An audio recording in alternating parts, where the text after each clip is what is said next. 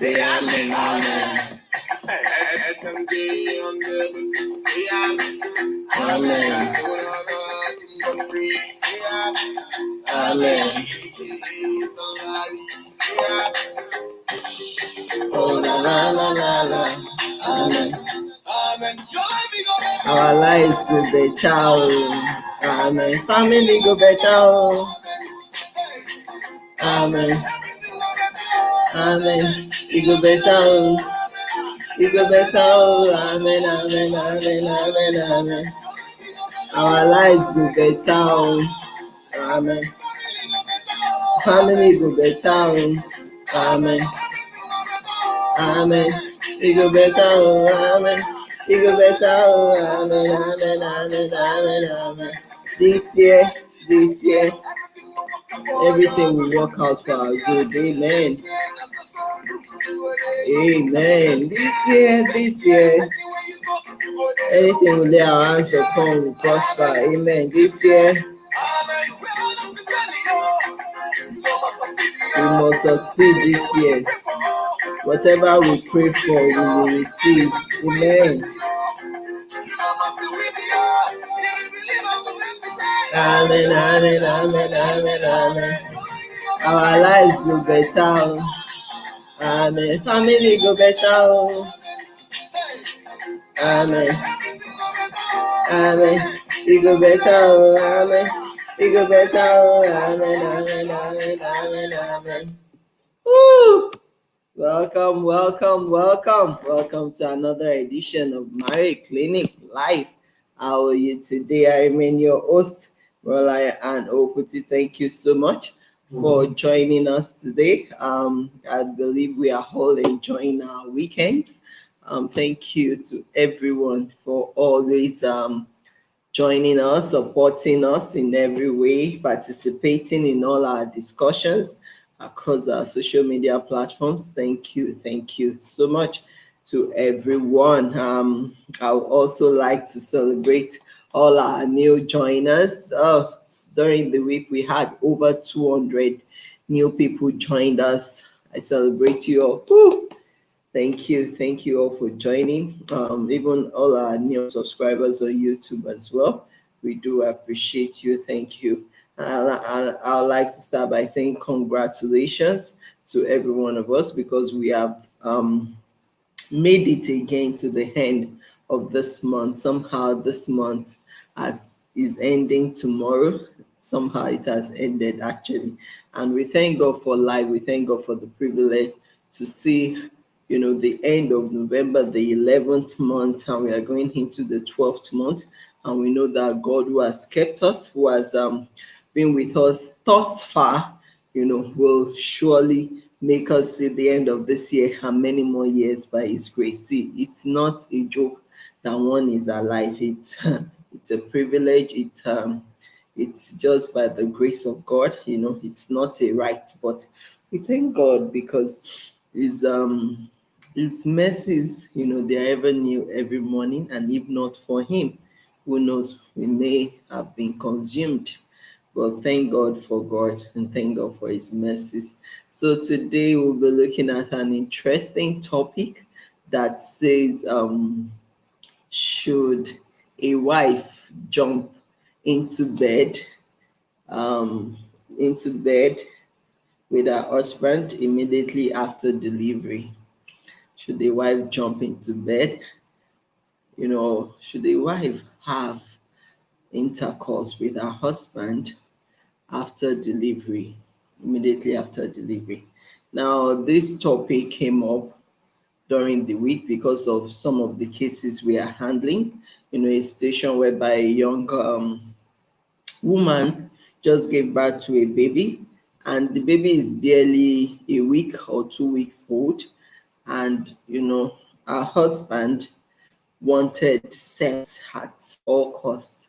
And this woman knows that my baby is barely a week old. I just put to bed in less than a week plus, and it may not be safe for me to go have intercourse with him, considering the fact that he even had history of cheating on her. So she told herself no. So she tried to, to play with him, talk to him about it, and say, let's look for other means to make herself happy, to give herself some sort of intimacy other than sex because of my condition. But before she knew it, the same man went out there and started sleeping, around with another woman. So that made me decide that I think it's important for us to treat this question because I've seen a lot happen in the name of marriage. I've seen a lot of atrocities go on under the guise of marriage. I've seen a lot of abnormality being taken as normal. It's being taken as normal just because it is a marriage or it happened in marriage. But it shouldn't be. And the way things are going presently, even around the world, people are beginning to wake up to the fact that, see, yes, marriage is good, it's God's institution. This institution is ordained by God. However, it doesn't mean you should suspend your brain completely. It doesn't mean you should not be reasonable. It doesn't mean you should not be able to think or use your mind just because you are in marriage. So I want us to look at this particular issue. Should a woman who just put to bed be having sexual intercourse with her husband immediately after delivery? Immediately could be a week or 2 weeks after delivering her baby, will even be 3 weeks or 4 weeks, depending. Now, normally, when you say a pregnant woman, something should tell you that this woman is going through a lot of both emotional, psychological, bodily changes. You will see it. I mean, a lot is going on, on her inside and with her. And, she's trying to get a grip over herself. And during that pregnancy period, intercourse is fine. I mean, so long your pregnancy is not the complicated one, you can still have intercourse with your spouse, with your partner. But there are ways that intercourse should be had in such a way that it will not harm her or hurt the baby. I mean, there are different positions for pregnant women to still enjoy sex with their husband. Now, when it comes to now putting to bed the delivery of the baby, see, if you are a man and you have followed your wife to the labor room before, if you have been to the labor room, you will understand some of the things I'm going to be saying. Because, see, even though you may think, oh, she's strong, even though you may think, oh, she's your wife, you have every right, to demand for sex at any time you want it. You have every right, to sleep with her. Fine. I mean, it's okay. However, please, we are talking about some critical health matters here, because if you follow your wife to the delivery room, you will realize that the delivery method, it is such a delicate one. And it's so delicate that, see, if any external unclean thing go into that same place, it could cause serious complications that could lead to that could cost even the life of the woman. And if it doesn't cost the life of the woman, it's only a matter of time. She could also pass whatever it is to the baby. So if you've been to the delivery room, you realize that there are two methods of delivery. Some have the vaginal delivery one. Some do have the CS one. Now imagine both method you will bleed. You will still bleed. There will be discharge. Those first few weeks, maybe first 1 or 2 weeks, you will still have the discharge. In fact, the blood coming out, like um the blood coming out, could be as much as for for as long as for a month. She could keep bleeding and spotting, for a month till all the blood clots on her inside, comes out. Now imagine a woman, that have just given birth, that surface, that place, that vagina area that you as a man you want to have sex through is it is hurting. The place is sore. It's like she has just been operated upon. Some do have tears, some do have stitches, all kinds of things happen during delivery. If it tears, the pain can be a lot. So now imagine someone in pain is like you as the man being sick. Probably, you had an accident, let's just assume, God forbid, and you have, let's say, one of your legs amputated. Now, would it be fair on you in that pain with that amputation? Would it be fair to you if your wife comes and insists that with that pain she wants you to have sex with her? No, it will not be fair. It will rather be unreasonable.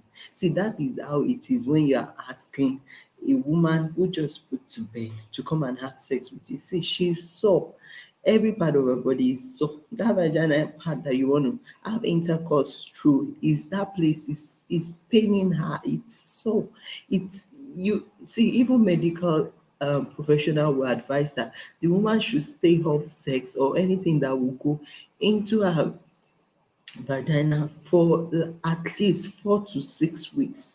She needs to stay away from it because see, a lot can happen during that 4 to 6 weeks. If she goes to have intercourse, let's assume the man is infected, God forbid, he will pass, all kinds of things to her hand. Her body is very tender at that stage. The the infection, or STD or whatever it is the man will be passing on to her, could create a lot of complications for her that you might end up taking her back to the hospital. And if you are not careful, you may completely lose that woman. So you may want to weigh your option. What do you really want? Is this sex thing really the ultimate? Is that the only way as a couple, as a man, that, or as a woman, that you can have intimacy or intimate relationship with your spouse? Is it just about this sex? Yes, sex is important in marriage. We cannot say it's not important, but we are saying that there is time for everything. There is time for everything. A woman that is hurting, a woman that is sore, a woman that is healing. Now imagine she'll be trying to breastfeed the newborn baby, trying to get a grip over herself, trying to, because life has just happened to her by the virtue of the fact that she just put to bed a newborn baby. So she's still trying to stabilize, and you are there asking for sex. I mean, come on, young man or old man, whoever you are, please, let's be reasonable. This thing called you still have to be fair, you have to be reasonable. You can't say, oh, just because she's my wife, I paid by price. So whenever I have it, I must get it. Excuse me. Young man, young woman, you have to wait until she heals. You have to wait until the man is well. You don't expect even a man that is sick, I mean sickly, a man that is very sick, is very sick to, you can't say you should come and have sex. Now imagine doing the same to the woman, because in that stage she's healing, she's not whole, she's not well, she's trying to get, over all the postnatal stages she has been through. So you, the man, you need to be considerate. You need to be understanding. You need to be reasonable. You have to wait. See, this thing, no matter how much you feel, oh, the urge is there, the urge is there. See, there are so many other things you could do with your wife. Mere hugging her, mere holding each other. The urge would dissipate. Just look for other activities, even mere communication, talking, you know, intimate discussion. You realize that the urge will go, it will fly away. But when you are now, when all your mind is there, when you should even be there to support her to come, to come out of that state. Some women even go into depression during that period. Instead of you to be there supportive, you are now adding injury to the soul or to the insult by going out there to sleep, with another lady, to get the sex elsewhere, to the point that she got to know. And this, really broke her. This shattered her. Now, if it were your own sister, would you be happy that a man is doing such a thing to your sister, considering the fact that she is carrying, the man's baby? I mean, let's be considerate, because at times when I do things, I try to ask myself, this thing that I'm doing, is it fair to the other person? Is it fair to the other person? Because if it's not fair to the other person, then I tell myself it's not good, regardless of whether um, the other person is not complaining or not. That is what is called conscience. Your conscience should tell you that no, this is not good. This will hurt. This will make her uncomfortable. This will belabor her. This will add more pain to her injury. Let me give her time to heal.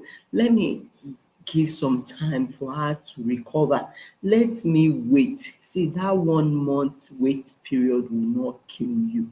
You channel your mind into other productive things, channel your energy to more productive things. As a matter of fact, for you that you just have a newborn baby added to your family, shouldn't you use that time to think, to plan?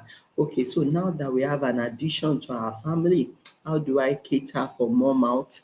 How do I provide for my home? You should use your mind to think of more constructive things, how to generate, multiple streams of income, so that these children can have the best of life, the best of education, the best of food, the best of livelihood.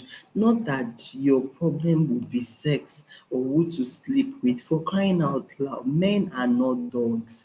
See, even these days when I hear a lot about men cheating, for me is very nauseating. It's becoming irritating, because I get to ask myself that, okay, so what exactly is the problem? What are they looking for? Because the same thing your wife at home has is the same thing that lady or that woman you are running to has. So what is the problem? You may say, oh, they know how to do it differently. But the truth is, see, if you and your wife are really close, if you are friends, you guys will discuss about anything. You will tell each other anything, how you want it, how she wants it. See, life can be very simple. You can simplify your life, you know, by channeling your energies to the proper things.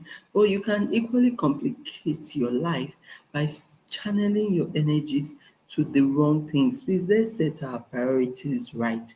Let's be considerate. Let's be compassionate. Have empathy. When I see people that are not compassionate, that they lack empathy, and it's like they are heartless, I'm like, God, are these people still living? Are they still human beings? Because it is expected that a human being should have at least a conscience. A human being should have a spirit. And if you know God, the spirit of God should nudge you and tell you that, young man, young woman, wait a bit. What you're about to do will hurt. What you're about to do can cause complications. What you're about to do is not good. Hold on. Don't do it yet. That is a living being. Not, I mean, if you think you are walking on two legs, but you don't have a conscience, you cannot feel, you cannot empathize, you cannot sympathize, no compassion, no mercy, even towards your spouse, then I'm sorry, you're as good as a dead being, because a living being will have conscience, a living being will be reasonable, a living being will be considerate. Yes, don't deprive yourself. It's for a while. That period of her trying to get through the delivery period. It's just for about at most 4 weeks or 6 weeks, depending on the kind of mode of delivery she had. By 6 weeks, you know, many should be up and body should be healed and normal, and you could just try gently, gradually till our body is fully ready for it. But see, if you go in against the readiness of our body, you are just going to be causing more harm than good. And at the end of the day, when you end up, infecting her with all kinds of diseases that she will pass it on to the people, when the problem starts, it will still fall back on your head. So please, let's be reasonable, let's be considerate. It's better she's alive and she's well for you than for her to be sickly, down, depressed. Because if she's sickly, down, and depressed, I tell you, she will lose all taste for sex. She won't have urges for any of those things you're asking for. But when she's well, when she's whole, ill and healthy, I tell you, you yourself will enjoy your wife. So please, men, I'm begging you, be considerate too, because at times when I get some of these cases, I just weep. I tell God, God, what's going on? What's going on? We need you to step in and help us, revamp the lives of this some of these men. Because see, when I hear those things, my heart bleed. Like, how did we get here? May our sons not be like this. And that is why we are pushing out a lot of resources, a lot of information out there, so that see, we can train our sons differently, so that they will not grow up with this mindset that promiscuity is normal. You cannot do without it. It's a lie. It's not true. It's not true. See, to it's better to keep yourself. It's always the best. It's always the best. Don't even the fact that everybody is doing it. See, let the whole world be doing it. You can be an exception. And I always tell people, see, one with God is a majority. It's not about everybody is doing it. I care less who is doing it. I care less who is endorsing it. One with God is a majority. So please, um, let's try as much as possible to be reasonable, to be considerate to our spouses, both male and female. You too, as a woman, be considerate. As a man, be considerate. You, the woman, once you know that, okay, your body is healed and you are ready for it, don't wait for your husband to come and ask you. Go and jump, at him and let him know that, you are ready for the play anyhow he wants it. Don't wait for him. Once you know and you are sure that your body is healed and ready for it, don't wait for him. So please, men, be patient. You don't have to run out to anywhere. Stay at home, stay with your wife, help with the baby, plan your lives, plan your future, channel your energies correctly and fruitfully. Plan, budget. The future is here already. See, before we sleep and wake up, you realize that future that you're talking about is already here. That is the honest truth. So leave the future now and start planning and doing things, that will give you that greater future that you really desire to have as a family and for your kids. So I'd like to stop here now. Let me know what you think. Leave us a like, leave us a comment. Please also share this video. It's important that many other people get to see it and hear the message that we have in this video. Please don't forget to subscribe to our YouTube channel if you are yet to do so. I remain your host, Malaya, and hope till we meet again. Say bye.